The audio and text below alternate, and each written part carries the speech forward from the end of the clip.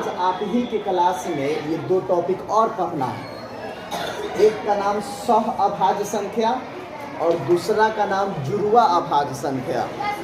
एक का नाम सह अभाज्य और दूसरा का नाम जुड़वा। इसको क्लोज कर दो। तो पहले हम पढ़ लेते हैं सह अभाज्य क्या होता है, ठीक है।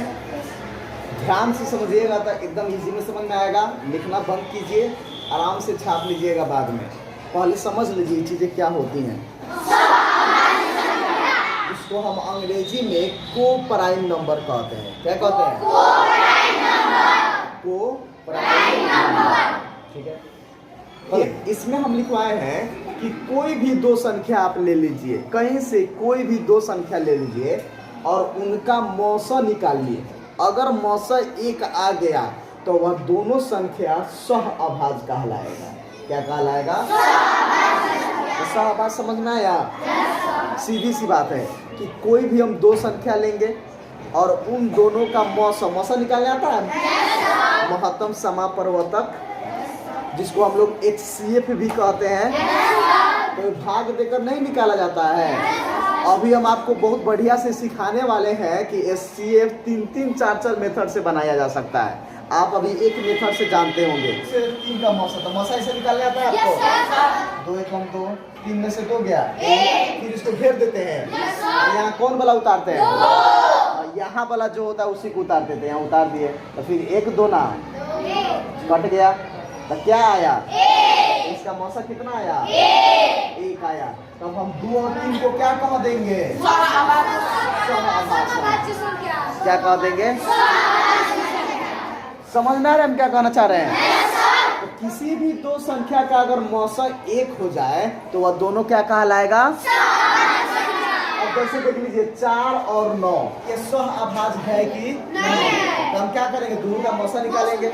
चलिए मौसा निकालते हैं। तो 4 दूना 8, 9 में से 8 गया, अब 1 घेर देंगे। यहाँ 4 उतर जाएगा, 1 चौका 4, 4 से 4 क्या हो गया? कितना आया? इसका मौसा कितना आया? इसका मतलब क्या हुआ? 4 और 9 कौन है संख्या? समझ में आ रहा है? कोई भी दो संख्या जिसका मौसा अगर निकाल दीजिए, अगर 1 आ जाए तो वह दोनों संख्या क्या कहलाएगा?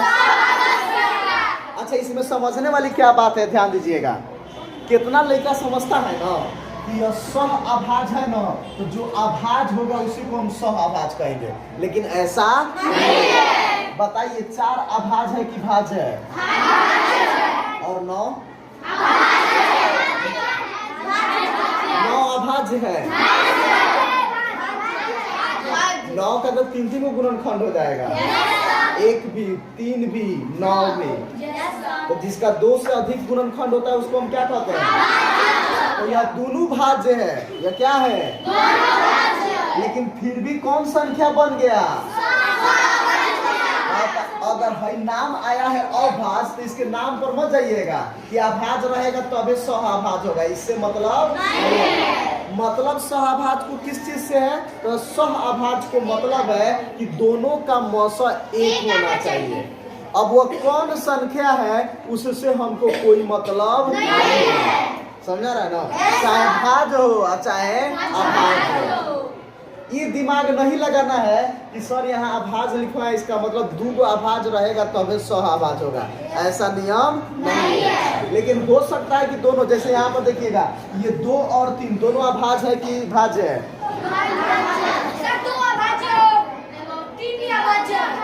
2 अभाज्य है और 3 भी। ये पढ़ाए थे ना हम आपको। लेकिन फिर भी दोनों क्या हो गए? सह अभाज्य। यहाँ जब देखें तो 4 भी भाज्य है और 9 भी, लेकिन फिर भी दोनों क्या हो गए? अब देखिए एगो ले लेते हैं हम 3 और एगो ले लेते हैं 8। एगो कितना ले लेते हैं? 3 और एगो ले लेते हैं 8। अब हमको ये बताइए कि 3 भाज्य है कि अभाज्य है? और 8? अब इसका मौसा निकाल कर देखते हैं। 3 और 8 का, तो 3 दूना 6, 8 में से 6 गया 2, 3 उतरा तो 2 एकम 2, 3 में से 2 गया 1, फिर 2 उतरा 1 दूना 2, कितना आया मौसा? 1। क्या समझ में आया कि एक भाज्य है एगो अभाज्य है, फिर भी ये दोनों क्या हो गए, और यहाँ दोनों अभाज्य थे फिर भी क्या हुआ, और यहाँ दोनों भाज्य थे फिर भी क्या हुआ।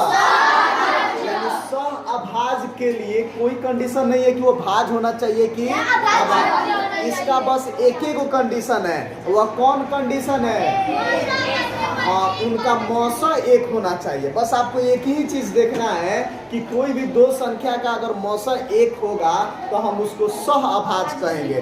अब चाहे वो भाज्य हो चाहे अभाज्य हो, उससे हमको कोई मतलब नहीं है। तो सह अभाज्य आपको समझ में आ रहा है, समझ में आ रहा है? तो आप बता सकते हैं ना कौन सा अभाज्य है, बता सकते हैं ना। देखिए जुड़वा अभाज्य में हम क्या लिखवाए हैं कि वैसी दो अभाज्य संख्या, ठीक है, यहाँ पे आप कंडीशन लगा दिए।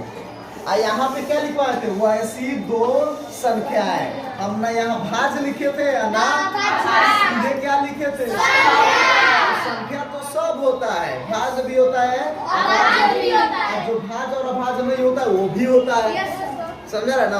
लेकिन यहाँ पर हम कंडीशन लगा दिए क्या, इसका मतलब क्या हुआ कि जुड़वा होने के लिए अभाज्य का होना जरूरी है। अगर जुड़वा अभाज्य है तो तय है कि वो दोनों अभाज्य होना चाहिए। तो इसमें क्या लिखवाए हैं कि वैसी दो अभाज्य संख्याएं जिनको घटाने पर यानी जिनका अंतर 2 होना चाहिए, जिनका अंतर कितना होना चाहिए, तो उसको हम कह देंगे कि वह जुड़वा अभाज्य है।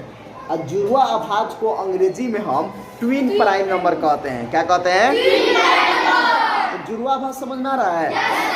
वैसा दो अभाज्य संख्या, क्लियर रखिएगा, भाज्य नहीं होना चाहिए इसमें, और दोनों को घटाने पर 2 आना चाहिए, तो अभी हम कहेंगे कि वो जुड़वा अभाज्य है, अन्यथा वह अभाज्य नहीं, जुड़वा अभाज्य नहीं है। कितना कहेगा, जैसे अब यहाँ एग्जाम्पल देखते हैं, हम 3 और 5 ले लिए। अच्छा बताइए दोनों भाज्य है कि अभाज्य है, अभाज्य है। दोनों में से घटाइए तो 5 में से 3 गया, इसका मतलब इसको हम कह देंगे कि कौन अभाज्य है। अच्छा फिर देखिए 5 और 7, बताइए दोनों भाज्य है कि अभाज्य है, अभाज्य है ना, तो इसको हम क्या कह देंगे। अब बताइए 9 और 11, ये दोनों अभाज्य है ना, ये दोनों अभाज्य है, 9 अभाज्य है, तो बताइए जुड़वा भाज्य होगा कि नहीं, हाँ, घटेबो नहीं करेंगे, पहले ही काट देंगे। यह जुड़वा अभाज्य नहीं हो सकता। क्यों नहीं हो सकता, क्योंकि जुड़वा अभाज्य होने के लिए दोनों का अभाज्य होना जरूरी है। जुड़वा अभाज्य होने के लिए वो फिर तब देखेंगे कि घटाने पर 2 आ रहा है कि नहीं। अब जैसे मान लीजिए, अब एक एग्जांपल और ध्यान दीजिएगा, 11 और 17, बताइए ये दोनों अभाज्य है, कौन भाज्य है, और कौन कौन कह रहा है भाज्य है, कौन बोल रहा है भाज्य है, कौन बोला है,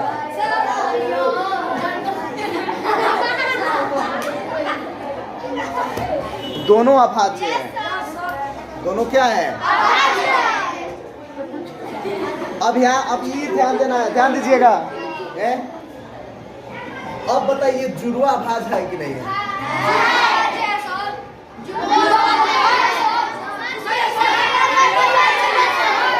नहीं है। यह दोनों अभाज्य तो है लेकिन जुड़वा अभाज्य नहीं है। क्यों नहीं है, क्योंकि घटाने पे 6 आ रहा है, जबकि घटाने पर कितना आना चाहिए, लेकिन यहाँ घटाने पर कितना आ रहा है, इसलिए जुड़वा अभाज्य नहीं है।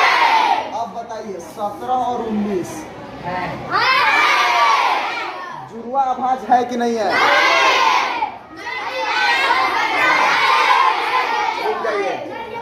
ये बोल रहा है नहीं है। चलो खड़ा हो जाओ, खड़ा हो जी, जो बोला है चुप रहो, वो बोला है नहीं है तो रिप्लाई करेगा ना, क्यों नहीं है बताओ। 19 भाज्य है। चलिए ठीक है, 19 भाज्य कैसे है? मतलब यह 1 से कटेगा अपने आप से, और कौना से ही कट जाता है बताओ?